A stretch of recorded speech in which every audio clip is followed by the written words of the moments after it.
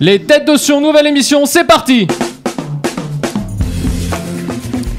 Eh bien, bonjour à tous, bienvenue à cette nouvelle émission des Têtes de Sion. Vous voyez, aujourd'hui, ils ont presque tous le même uniforme, puisqu'on a invité le club de foot, les Lions de Jérusalem.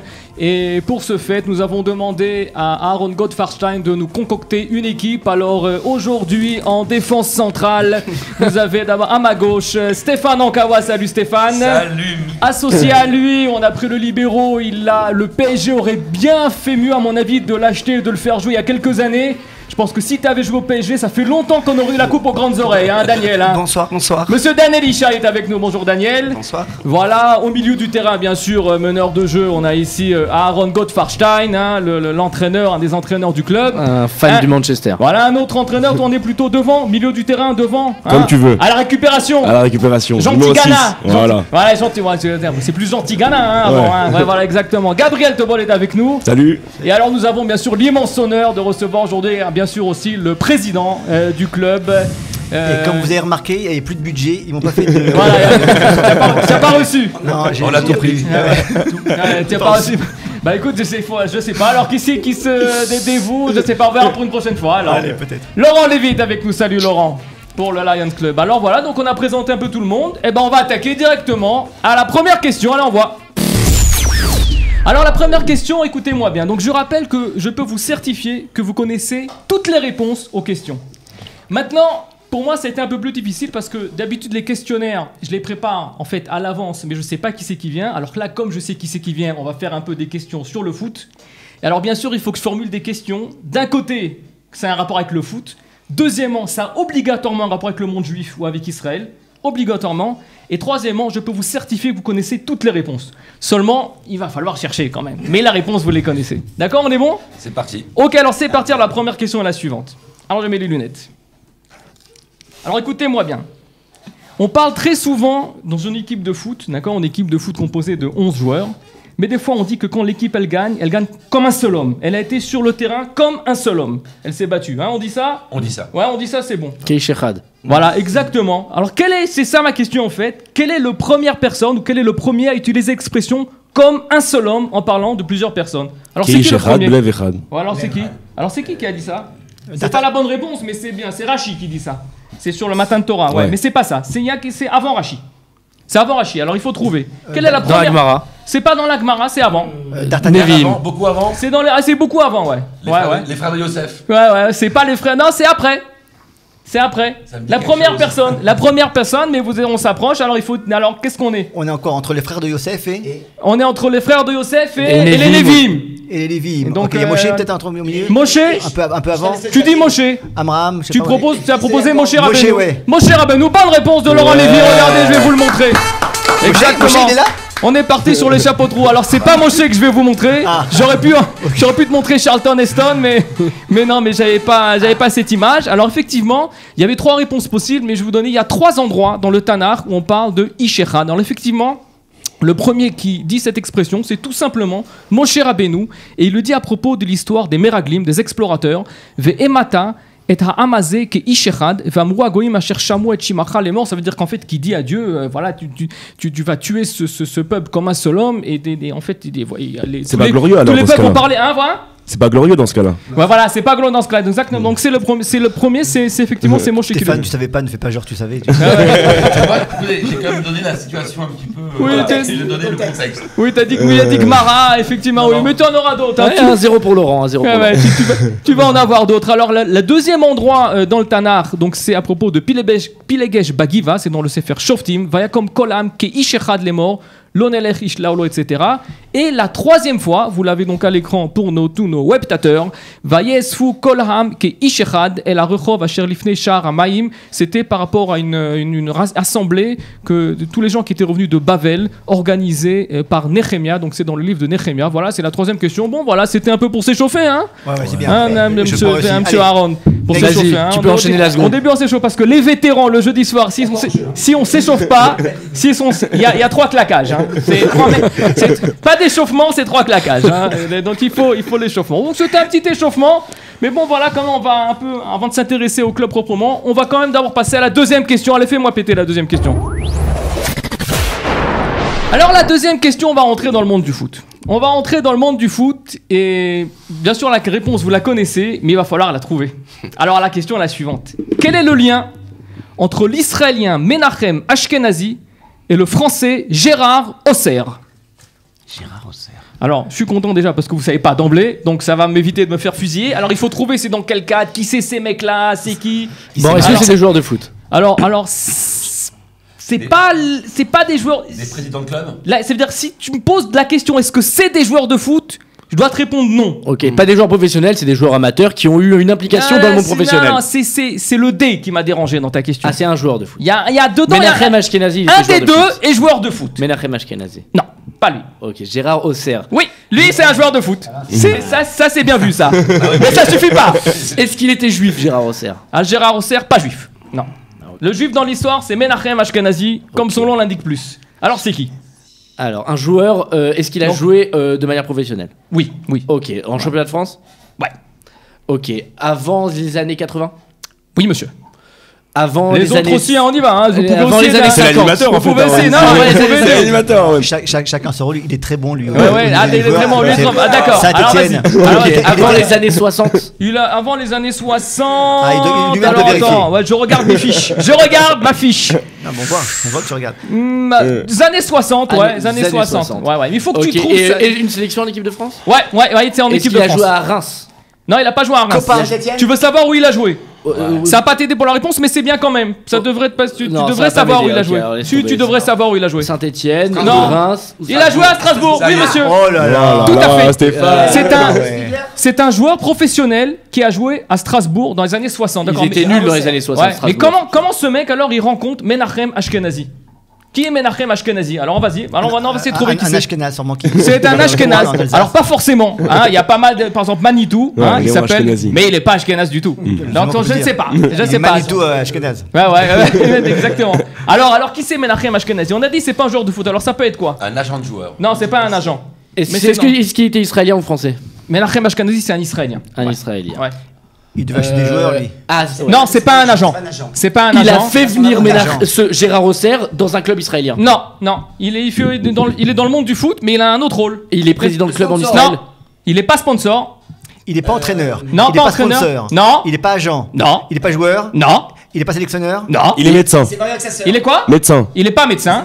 Ou c'est beaucoup plus simple. Hein? C'est beaucoup plus Il est simple. ballon. Il est ballon. Il est ballon? Non, il est pas ballon, mais t'as tout dit ce qu'il y a sur un terrain sauf. Arbitre. Il est arbitre. Oh. Menachem, alors on a Gérard Osser, donc joueur de football du Racing Club de Attends, Strasbourg on des connaît années pas tous les 60. arbitres, non, on connaît pas tous Et les arbitres. Menachem, Harod, parfois. Menachem Ashkenazi, arbitre israélien. Quel rapport il y a entre ces deux personnes? Alors on cherche. Alors où est-ce qu'ils se sont rencontrés? Ils se sont rencontrés sur un terrain. Mais où? Donc c'est À pas très Strasbourg. dur. Non, c'est pas très dur. Au Maccabiade. Non, pas en Maccabiade. Alors, donc Menachem Ashkenazi, donc qu'est-ce qu'il a fait? Lui, il a Travailler en Ligue 1. il a arbitré. En Ligue 1. D'accord. Il a pas arbitré en Ligue 1, c'est des Non. arbitres français qui Non, arbitrent en Ligue 1. donc- En Coupe d'Europe. Non, en mais match pas loin. internationaux. Où ça? Coupe du Monde. En Coupe du Monde. Il a arbitré en Coupe du Monde. Alors on est dans les années 60. 65. Donc Menachem. 58. Non, pas 58, 60. 62. Il a arbitré 66. pas 60. Ouais, il a 66, ouais, En Angleterre, 66. en Angleterre. 66 en Angleterre. Menachem Ashkenazi, il est Je me quoi? rappelle C'est très bien, Je me l'arbitre. rappelle très bien. Je suis C'est né en la- 66 moi. C'est l'arbitre du Il a match. arbitré déjà. Israël. Israël. Non, Non, Non, pas Israël, non, Gérard impossible. Osser, Gérard Osser, France, vous pouvez pas le savoir, Mexique-France, bonne réponse collégiale, on va la donner. Je vais vous la donner. Tu poses des questions, tu donnes la Vous réponse. avez trouvé, c'est le Menachem Ashkenazi, c'est le premier arbitre israélien en Coupe du Monde et il a arbitré Gérard Osser pour son premier match en Coupe du Monde. Voilà, tout simplement. Attends, mais sur il un a match, arbitré. Gérard Osser, France-Mexique. il a pas arbitré l'équipe de France. Il a arbitré l'équipe de France. En 66. Oui monsieur, voilà, vous l'avez à la... tu vas attendre un peu pour la suite, mais là vous avez l'image de Gérard Osser, d'abord je vais vous lire. Ça c'est Menachem Ashkenazi, donc voilà, avec un beau ballon d'époque. Menachem Ashkenazi, né le 6 août 1934 en Bulgarie et décède le 13 novembre 2000 en Israël. Il fut le premier arbitre israélien et premier arbitre asiatique à arbitrer un match de Coupe du Monde. Il commence à arbitrer en 1957 et devient arbitre FIFA en 62. Il arbitre par la suite 4 matchs et la finale des Jeux Olympiques en 64 à Tokyo et dirige donc également 2 matchs de Coupe du Monde en 66 en Angleterre, dont le premier match du groupe A, France-Mexique, dans le fameux stade de Wembley qui va se terminer sur le score, ça c'est déjà plus difficile, 1-1, avec un but côté français de Raymond Coppa. Ton ami Gérard Auxerre. Gérard Auxerre, exactement. C'est pour ça que t'as l'Australien, choisi ce joueur-là. né en 1941 et qui lui il est encore vivant, ancien joueur du Racing Club de Strasbourg. On notera que pour C'est long son encore 3e match de poule contre l'Angleterre, la France perd Robert Herbin, qu'on connaît déjà un petit peu mieux, qui se blesse dès la 8e minute. Simon lui aussi est blessé à la 75e par Steve, il reste sur le terrain, mais la France termine virtuellement à 9 après avoir dirigé 45 matchs internationaux et plus de 450 matchs du championnat israélien. Menachem Ashkenazi met fin à sa carrière en 1984. Voilà le rapport Bravo, qu'on peut franchement. trouver. Hein. Gabriel, ça te manquait cette. Ouais, cette Ouais, bien sûr, voilà, bien sûr. voilà, Je l'oublierai pas, je t'assure. Tu vas pouvoir maintenant repartir le cœur tranquille. Mais quoi, et le match, vous l'avez pas vu?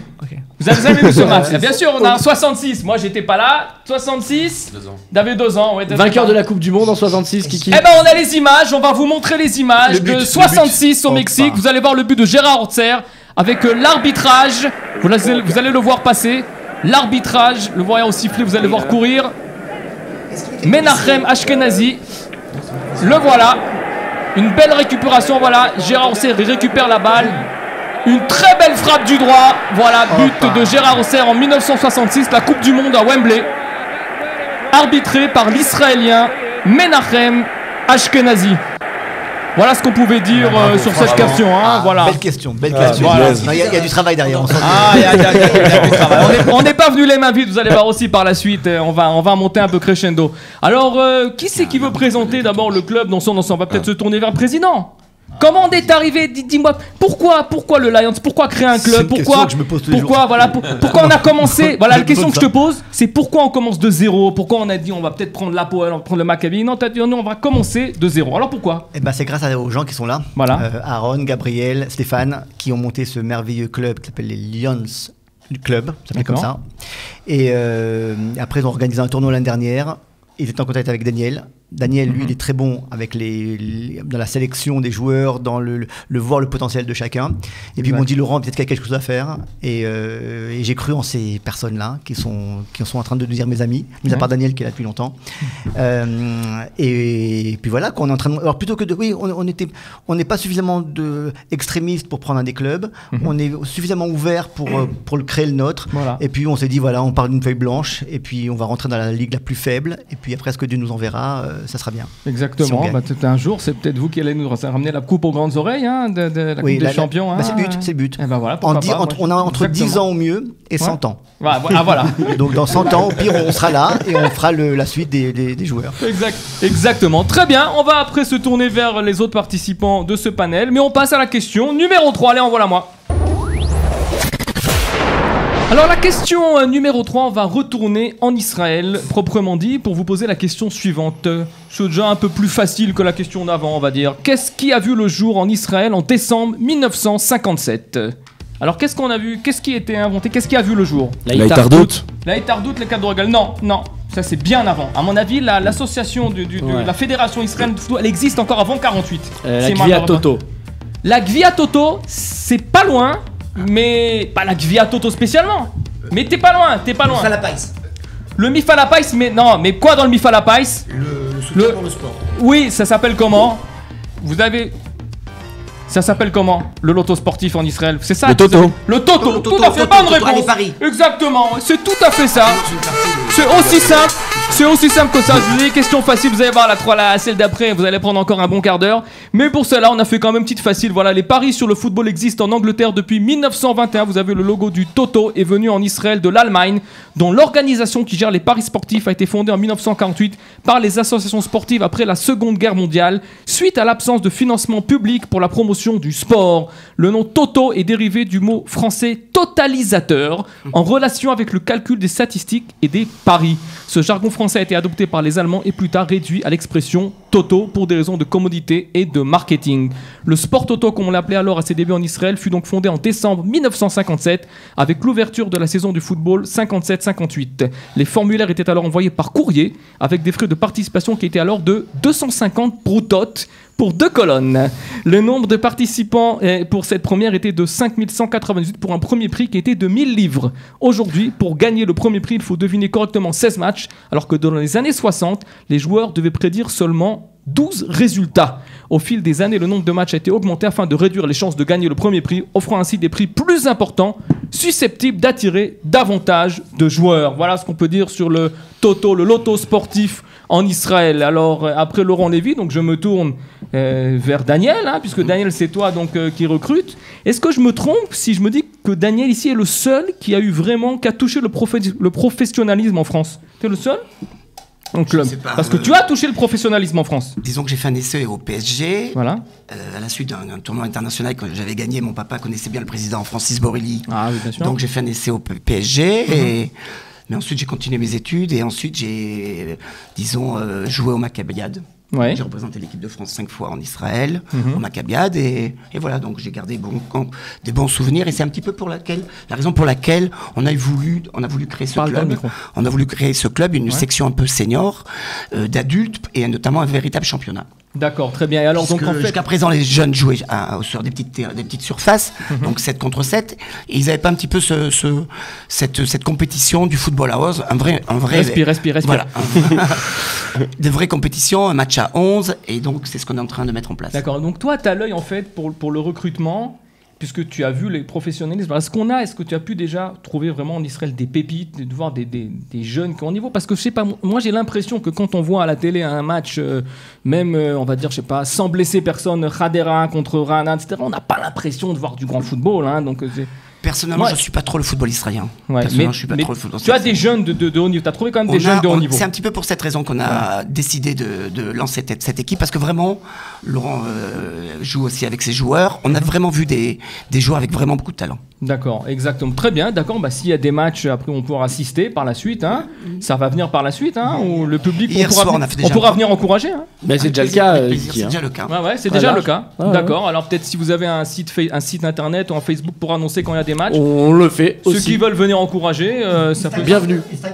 Ça peut dans Instagram, le micro, dans le micro, Laurent. Bien sûr, ouais, sur Instagram, vous pouvez nous retrouver. On a le spécialiste Instagram. Voilà, Instagram. Même sur Facebook, on fait des événements Facebook quand on a des matchs. Hier, victoire 4-0. Jérusalem, Lions. D'accord, super, très bien. Alors on verra à la fin aussi, on redonnera tous ces détails. Alors très bien, on va passer à la question numéro 4. Allez, on voit. Merci en régie, mon ami David Amara en régie, toujours aussi attentif et toujours aussi marrant. Alors, la 4e question est la suivante, donc ça va être un peu plus difficile. Là. Mais je peux vous certifier que la réponse, vous la connaissez tous. Écoutez-moi bien. Qui est ce petit-fils d'un juif nommé John Labovish, qui va jouer un match de foot dans le stade MTK près de Budapest en 1980? Alors la question... elle vous trompe, je vous dis déjà d'avance. Il faut ouvrir son esprit. L'histoire tâche. Alors qui c'est ce petit-fils? Déjà répète. Ça veut dire que lui, c'est le petit-fils de John Labovish. Ça veut dire que son grand-père était juif, lui il n'est pas juif déjà. D'accord? Mais il va jouer un match en 1980 dans un stade de Budapest. Ligue des Champions? Alors c'est pas la Ligue des Champions. Alors il va falloir. Les Jeux Olympiques? C'est pas les Jeux Olympiques non plus. Un match amical? C'est un match amical, ouais. Mais c'est un match amical mais spécial. Labovish, peut-être qu'il était dans un laboratoire de poissons. Non, il n'y a pas de poisson. Pas de poisson. Hein? Pour un jubilé? C'est pas pour un jubilé, mais c'est un match très spécial. Un match de gala? Alors, 1980, ça vous trompe, d'accord? C'est un match très spécial qu'on a pu voir. Alors, c'est quel match? Un match de sélection nationale ou de club? C'était ni des sélections nationales ni des clubs. C'est un match de gala, c'est quoi? Il n'a pas été à la télé ce match, mais c'est un match qu'on a vu pas à la télé, mais où? Au cinéma. Au cinéma. Ah, Au cinéma. Oui, monsieur. Alors, qu'est-ce que tu veux dire? Alors c'est quoi? Ah oui. Eh ben, vas-y. Au cinéma, il n'y en a pas eu beaucoup. Alors, vas-y, mon pote. Alors, le seul match de foot que j'ai vu au cinéma, Oui, monsieur. à nous la victoire. Oui, monsieur. Ok. Et donc, C'est un des joueurs qui a joué dans l'équipe. Avec Stallone. C'est Pelé. Sylvester Stallone. Bonne réponse, on va vous la donner à deux, exactement. Ardiles. Tout à fait. C'est Sylvester Stallone. Il s'échappe. Exactement. Donc, par les exactement. souterrains, Je vous ai dit que ça recouvert voulait. par le public. Fallait que je vous mette un peu sur la voie Attends, parce que j'ai pas sinon, compris. on serait resté jusqu'à Stallone demain. est juif. Le Oui, grand-père. monsieur. Exactement. Alors, écoute-moi bien. À nous la victoire. Exactement. Belle ce film. Exactement. C'est bon, ouais, À nous émotionnant. la victoire. Voilà, vous l'avez ici, l'affiche du film avec exact. Stallone, avec Pelé, avec Michael Caine. Ardiles.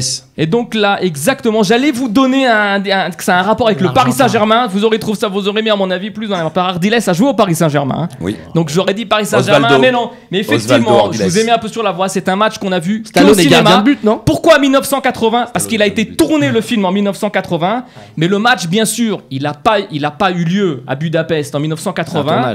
Il a eu lieu, c'est effectivement, ça se passe pendant la Seconde Guerre mondiale. C'est une histoire vraie. Je vais vous expliquer exactement ce qui s'est passé. Pendant la Seconde Guerre mondiale, au cours de l'été 1943, dans le camp de Gensdorf, les prisonniers tuent le temps en jouant au football. Le commandant du camp, ancien joueur international allemand, souhaite opposer l'équipe des prisonniers, entraînée par le capitaine John Colby, qui est Michael Caine, à une sélection de soldats allemands. Tout d'abord, Colby refuse, mais peu à peu accepte l'idée. Il met toutefois deux conditions: que ces joueurs jouissent d'un entraînement de faveur, d'un traitement de faveur, et que soient réunis dans l'équipe les meilleurs joueurs de tous les camps de prisonniers. Le match doit avoir lieu à Colombes, en France. Et bientôt, un étonnant projet d'évasion se dessine autour du capitaine Robert Hatch, un Américain qu'il faudra initier au ballon rond, interprété donc par Sylvester Stallone, et qui deviendra le gardien de l'équipe. On peut préciser que ce film est inspiré d'une histoire complètement véridique. En 1942, et là tu peux montrer l'image d'après s'il te plaît, les autorités du Reich organisent un championnat de football dans le but de montrer la supériorité de la race aryenne dans le sport. Les Allemands ayant dissous le club du Dynamo Kiev, ces anciens joueurs choisissent d'évoluer sous le nom du FC Start. Le 8 août 1942 à Kiev, une rencontre oppose devant 45 000 spectateurs le FC Start à une équipe de la Luftwaffe allemande. Le match est arbitré par un soldat de la Luftwaffe qui ordonne aux Ukrainiens qui ordonne de perdre et qui refuse de faire le salut fasciste. Les Allemands ouvrent le score mais se font égaliser puis menés 2-1 à la mi-temps en 20. Le FC Start gagne la rencontre 5-3. On forge une légende selon laquelle après la première mi-temps du match, les soldats du Troisième Reich rentrent dans le vestiaire du FC Start en annonçant aux joueurs qu'ils seront exécutés s'ils ne laissent pas gagner l'équipe adverse. Mais l'esprit soviétique s'avère plus fort que la peur de la mort. Ce qui est sûr, c'est qu'une partie des joueurs de l'équipe ukrainienne sont exécutés ou déportés par la suite. Si on ne sait pas vraiment s'il y avait des juifs dans l'équipe ukrainienne, il est incroyable de constater que le grand-père de Sylvester Stallone, qui joue le rôle du gardien de but dans le film, était un juif ukrainien du nom de John Labofich. Voilà ce qu'on peut dire de ce film. Hein. Voilà, à nous la victoire, très grand film. Et donc si tu retiens une action du match, c'est toi qui as vu le match, une action du match. Tu te rappelles des actions du match? Le retourné de Pelé. Et quand il dribble avec les oranges. Eh ben voilà, envoie-nous le retourné de Pelé. Bah oui. Le ciseau de Pelé, fabuleux. Écoutez bien. Je l'ai vu 10 fois ce film. Ceux qui ont mettez les oreilles, ceux qui ont le casque. Mettez le casque, vous avez le son avec. Regardez bien Pelé, c'est fabuleux. Vers le centre. C'est Pelé, voilà, il la donne. C'est Michael Caine qui reçoit la balle. Voilà une action fabuleuse. Avec la musique qui va derrière, une musique extraordinaire. Dans son aéré. Et voilà le ciseau de Pelé dans ce match incroyable. Il le voit dribbler avec des oranges. Il est autour du terrain quand il s'entraîne, il voit le Pelé qui arrive et il commence à jongler avec des oranges. Exactement, voilà, vous l'avez encore au ralenti. Et ça a montré, ça c'est... Centre aéré, il faut le montrer. C'est le roi, c'est le roi Pelé, voilà. Il faut le montrer, ça. Voilà ce qu'on pouvait dire sur ce film. Voilà. Gros centre aéré en juillet. Voilà, alors Stéphane, alors si déjà tu nous as donné la réponse, alors explique-nous, toi tu es plus sur les enfants en fait dans le club, sur les enfants et sur les vétérans. Aussi, les vétérans, c'est pour le plaisir de jouer avec toi. Et les enfants, ça a toujours été mon truc. Depuis déjà à Neuilly, à l'Aspo, le club, le Maccabi Neuilly, où j'entraînais avec Freddy Atlani. D'ailleurs, si Freddy nous regarde, bonjour Freddy, j'étais entraîneur là-bas. Quand j'étais petit, j'ai grandi dans le milieu du PFC et du Red Star, parce que mon père avait des entrepôts à Saint-Ouen. Donc il traînait avec les joueurs du Red Star. Il était aussi dans le staff directeur du Paris Football Club. Donc moi, j'ai toujours traîné au PSG, dans les C rouges, les C bleus, avec mon père et ses copains entraîneurs. Donc j'ai toujours baigné là-dedans. Et pour moi, arriver ici, avoir ce club, c'est un aboutissement. Le Maccabi.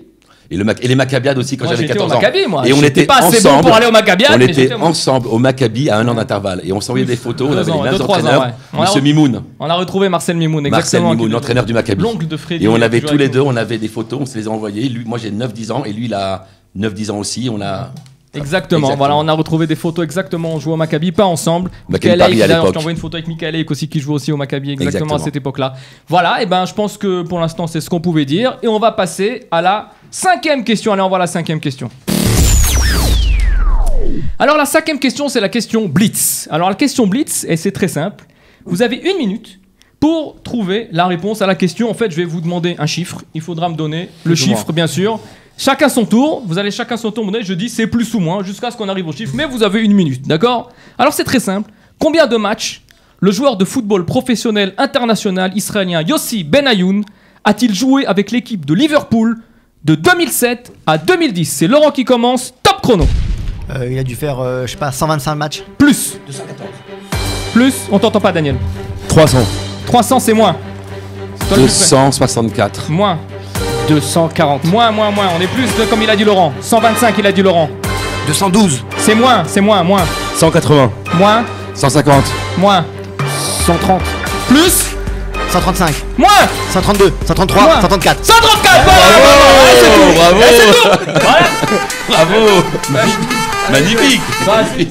C'est tout, c'est comme ça, c'est clair, c'est là, voilà. Exactement. Je crois que tu t'es planté parce que quand tu as Ouais. dit 210, Daniel, t'as dit plus. Ah ouais. J'ai dit plus sur Daniel, mais parce que non, je te dis va dans le micro. Tu as dit plus sur Daniel, mais malgré Ouais, l'erreur malgré d'arbitrage, l'erreur on a d'arbitrage. su gagner le match. Tu veux demander le VAR là pour voir ce que j'ai Le dit VAR, on veut le VAR. Ah, Tu l'as le VAR? Tiens, je l'ai envoyé. On va demander le VAR là pour voir ce Donc, que j'ai c'est dit. super. Voilà, vous avez l'Israélien Yossi Benayoun. On va dire un mot de Yossi. Yossi Benayoun est un footballeur international israélien né le 5 mai 1980 à Dimona en Israël dans une famille d'origine juive marocaine. Il commence sa carrière dans un centre de formation israélien à l'âge de 15 ans et intègre dès 16 ans celui de l'Ajax d'Amsterdam où il continue vers l'Hapoel Beersheva puis au Maccabi Haïfa. Sa première convocation avec l'équipe d'Israël intervient le 18 novembre 1998 pour affronter le Portugal. Lors d'un match de Coupe des Coupes, il se fait remarquer en éliminant le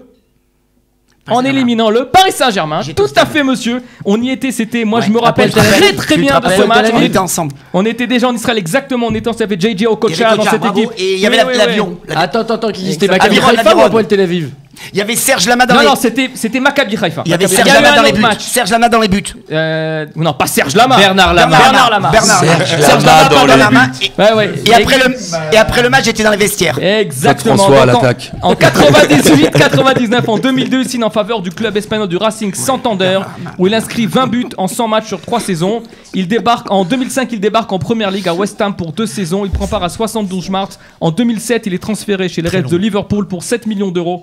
Et il réalise un match d'anthologie contre le Beşiktaş en signant un triplé et délivrant 2 passes décisives à Ryan Babel puis à Peter Crouch, ce qui permet à son équipe de s'imposer 8-0 pour la plus large victoire de l'histoire de la Ligue des Champions. Nouvelle formule. La saison suivante, il débloque le compteur en toute fin de match contre le Real de Madrid le 25 février 2009. C'est un but d'anthologie au stade Santiago Bernabéu en 8e de finale de la Ligue des Champions en reprenant de la tête à la 90e minute un coup franc de Fabio Aurelio. Il rejoint enfin les Blues de Chelsea le 2 juillet 2010 pour 8 millions d'euros. Son nouvel entraîneur Carlo Ancelotti se dit ravi d'avoir ce nouveau joueur. Et il va y avoir un épisode entre Yossi Benayoun avec un peu d'antisémitisme.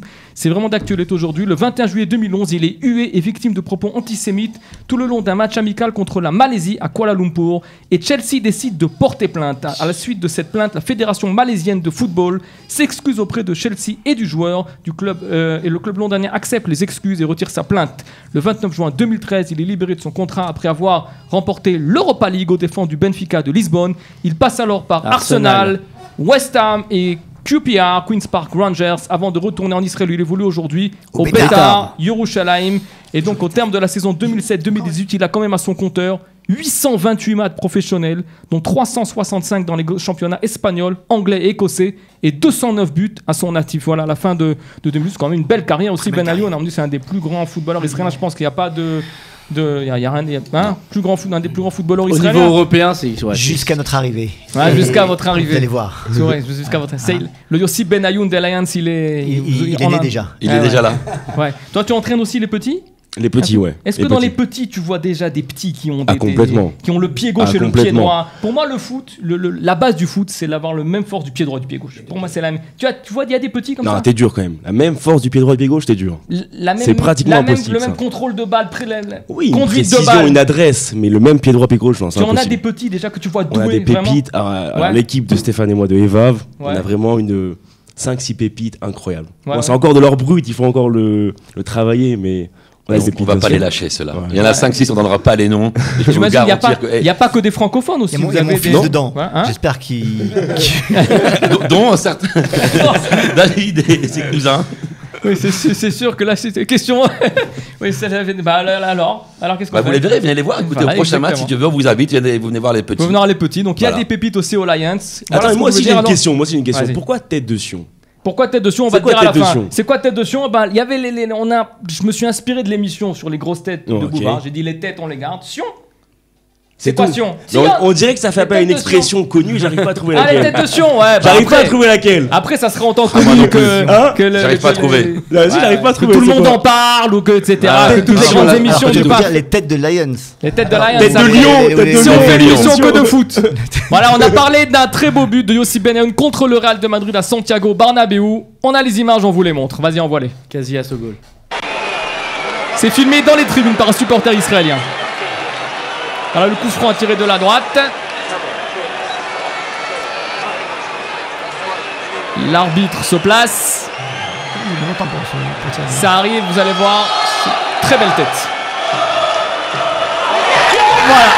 Santiago Bernabéu, vous voyez que les supporters sont assez contents. Il était heureux le gars, il était heureux. Exactement, voilà, c'est très beau but de Yossi Benayoun. Et donc sur ce très beau but, on passe à la question numéro 6, allez envoie.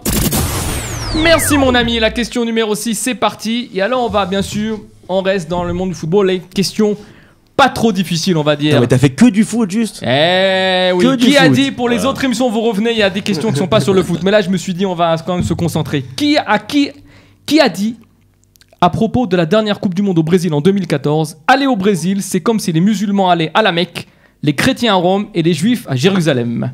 Alors qui a dit ça? C'est un juif. C'est un juif? Non, c'est pas un juif. Un Français? C'est un Français. Ouais. C'est un Français. Alors qui c'est qui a dû dire un truc pareil? Du monde du football? C'est quoi? Du monde du foot? Ouais, il est dans le monde du foot. C'est pas un politique. Non. C'est Platini. Micro? C'est Platini. Oui monsieur, c'est Michel Platini. Exactement. Tout à fait. Je me rappelle. C'est Michel Platini qui a dit ça le 27 avril 2014. Le Monde Juif Info publie en marge du comité de pilotage de l'Euro 2016. Michel Platini, alors président de l'UEFA, a commenté la situation sociale au Brésil, des propos qui ont scandalisé les Brésiliens, etc., etc. Je passe sur le Brésil, mais par contre, ce que je veux vous raconter, c'est ce qu'il a dit par rapport à ça. Rendez hommage à cette belle Coupe du Monde. On a été au Brésil pour leur faire plaisir. Aller au Brésil, c'est comme si les musulmans allaient à la Mecque, les chrétiens à Rome et les juifs à Jérusalem.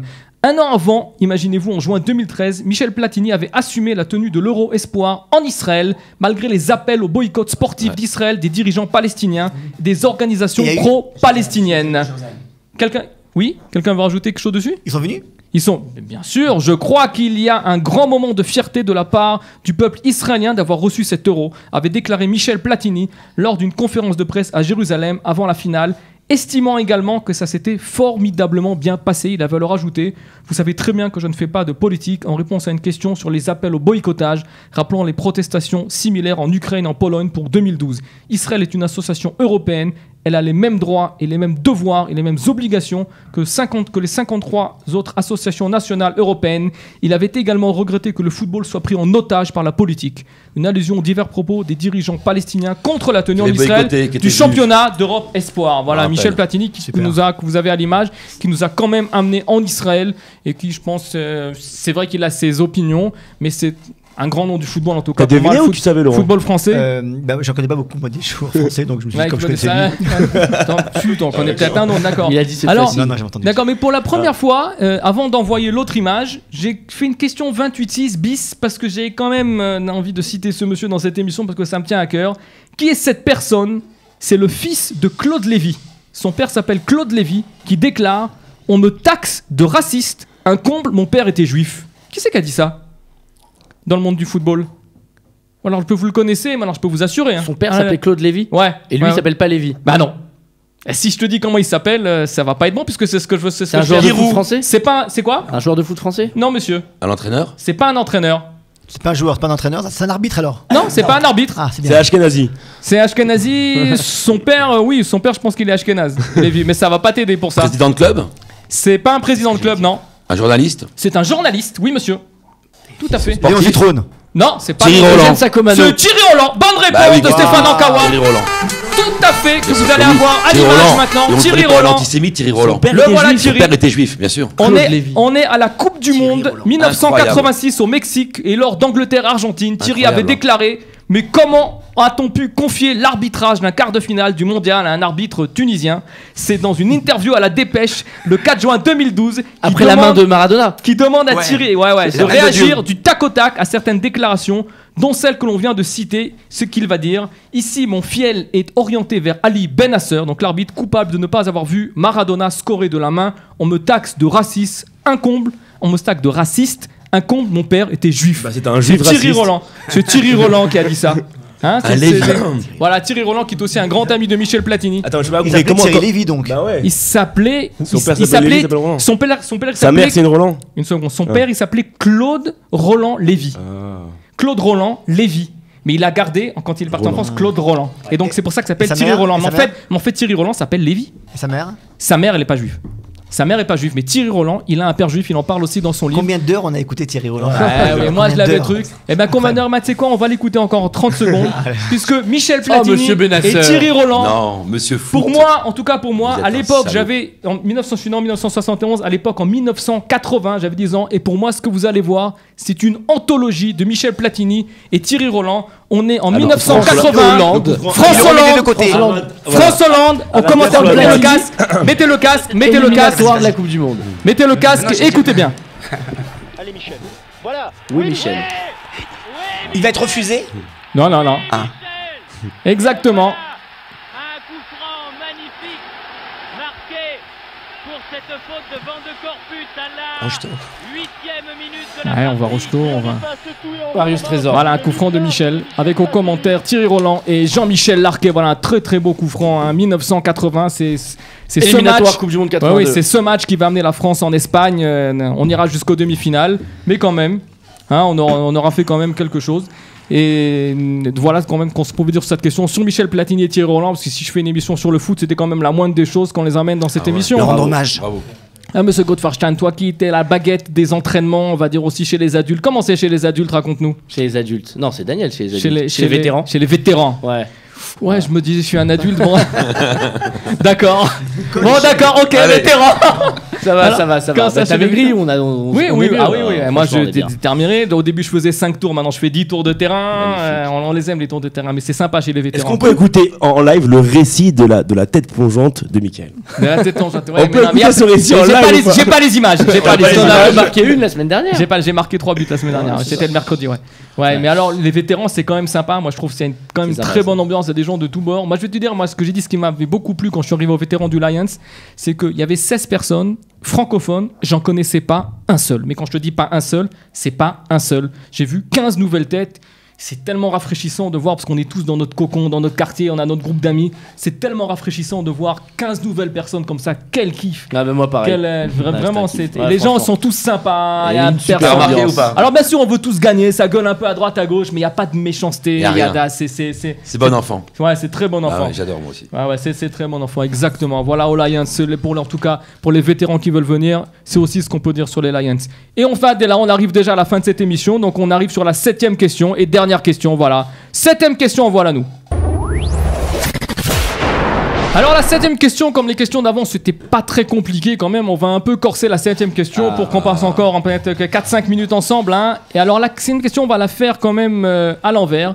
Je vais d'abord vous faire entendre quelque chose. Alors vous allez mettre une oreille chacun là, et vous allez me dire ce que vous allez entendre et ce que vous allez voir. Vas-y, fais-moi ça, envoie-le-moi. Exactement, c'est ça. Alors écoutez-moi bien.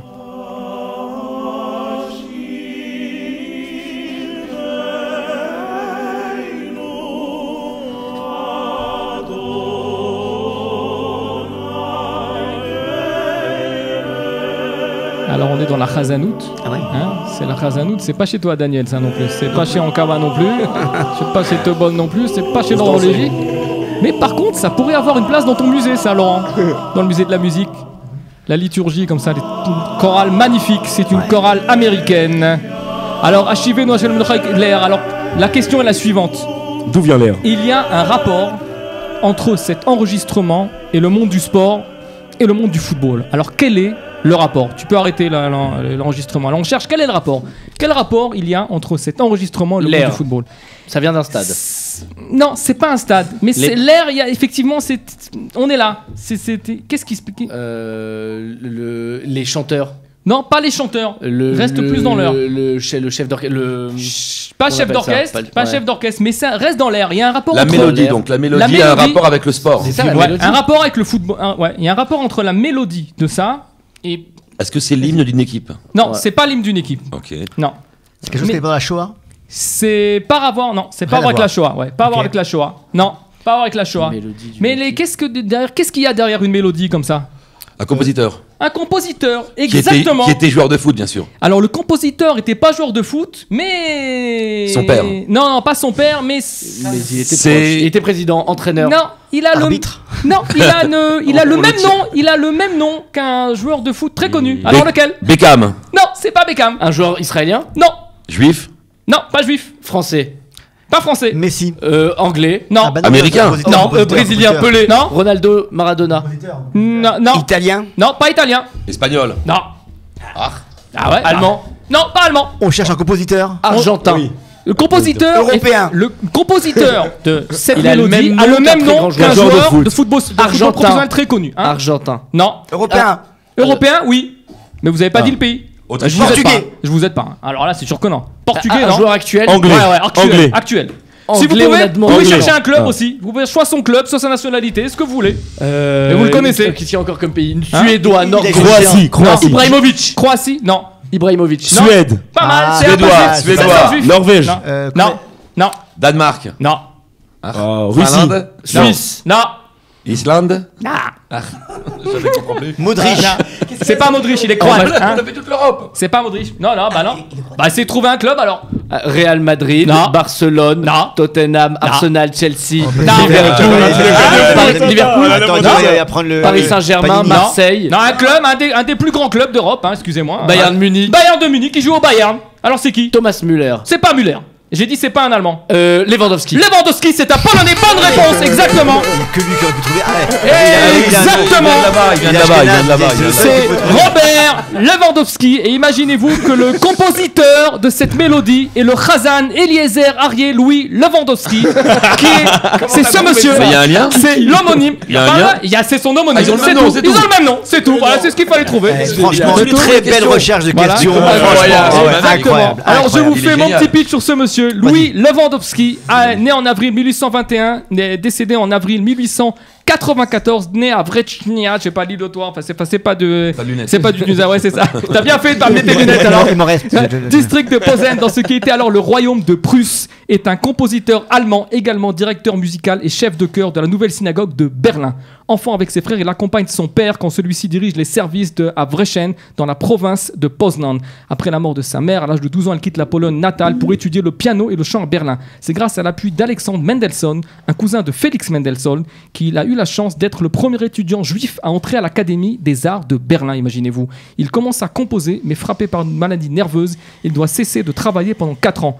Au cours de sa maladie, il entend chanter le Chazan Hirsch Weintraub et impressionné par son interprétation, il décide de se consacrer à la musique de Chazanout. En 1864, il est invité à devenir le chef de chœur de la nouvelle synagogue de Berlin, pour laquelle il composera l'ensemble du service musical. Ses arrangements d'anciennes mélodies hébraïques pour chœur, cantor et orgue sont considérés comme des œuvres magistrales et se caractérisent par une grande simplicité,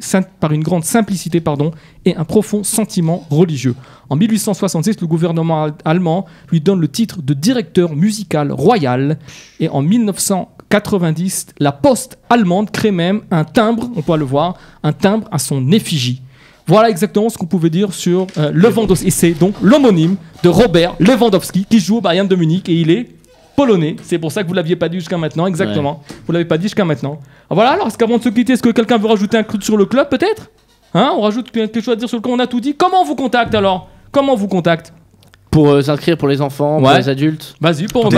C'est la page Facebook pour l'instant. Page Facebook. Ou bien mon numéro de téléphone. Mais d'accord, tu peux le donner si tu veux. 052 614 50 47. Voilà, exactement. Et le grand moment prochain, c'est l'été là, c'est le centre aéré du mois de juillet. Ah ouais, on va en parler 2 secondes. 4 semaines. Alors, allez, vas-y. Alors voilà, avec l'impulsion de Laurent et de tout le staff de Jérusalem Salons Club, on a l'intention de créer une caïtana tout le mois de juillet qui va faire en sorte de jumeler foot et Torah.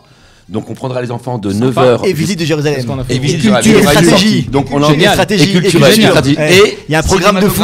Il y a un programme de fou qu'on prépare. Une chose qu'on n'aura jamais vue, basée entre sport, excursion. Tu peux nous mettre le flyer à l'écran, là, mon pote. Voilà. Donc n'hésitez pas. Plus d'informations dans très peu de temps sur Facebook et sur tous les ustensiles, dont Instagram de Aaron. Et je pense que ce sera la Caetana référence dans quelques temps. Un grand moment d'éducation. Sport, d'éducation. Voilà.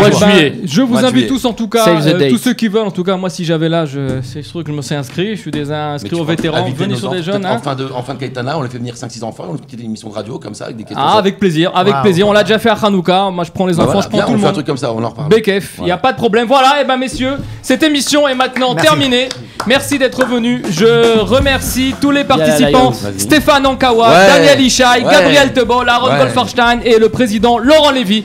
Merci d'être venus. Je vous invite à les contacter. Mais Bessimcha Rabba. Et à ce soir sur le terrain. À ce soir sur le terrain. À ce soir. Comme les gens. Je sens que je vais trimer ce soir à l'échauffement. Ils vont massacrer. Salut à tous. Bye.